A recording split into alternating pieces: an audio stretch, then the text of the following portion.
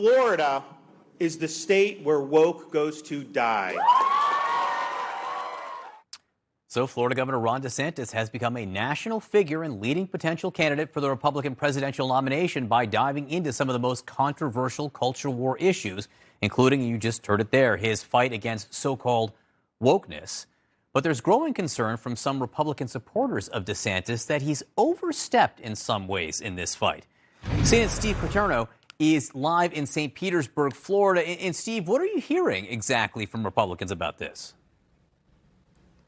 John, there are basically two camps of Republicans we talked to, and that there's, sort of the free market conservatives who are looking to turn the page from Trump, and they're finding that they are troubled with DeSantis having some of the same tendencies as Trump in using sort of his government power to push his ideology on public institutions, on higher education, and even on businesses. And that has given them some reason to pause about DeSantis being an alternative to Trump. But we've also heard from people in DeSantis's corner, some people who would be supporters of him, who are saying that they are concerned that these actions are flying too close to the sun, and his war on woke might not play out well in a general election in 2024. And some of this concern has come from people who have been pretty big backers of him, including from Ken Griffin. He is a hedge fund owner who has given more than $10 million to DeSantis over the years.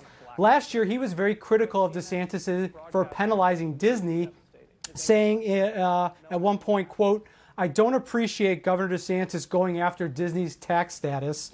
It can be portrayed or feel like retaliation, and I believe that the people who serve our nation need to rise above these moments in time in their conduct and behavior." Now, Ken Griffin went on to say later in the year that he thinks Governor DeSantis has a, quote, tremendous record.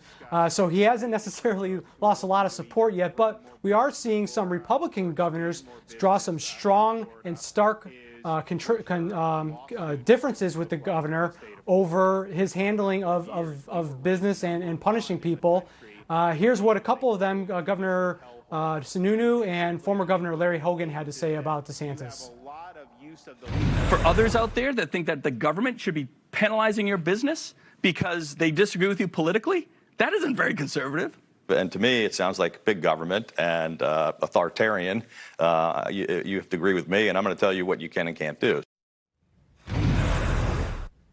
Yeah, now, John, some of these criticisms sound a lot like what people were saying about Trump in 2016. The difference is DeSantis was supposed to be a candidate that a lot of people were hoping would give him an opportunity to move on from sort of the Trump-era policies, and instead they're finding that he is kind of adopting many of his tactics. All right.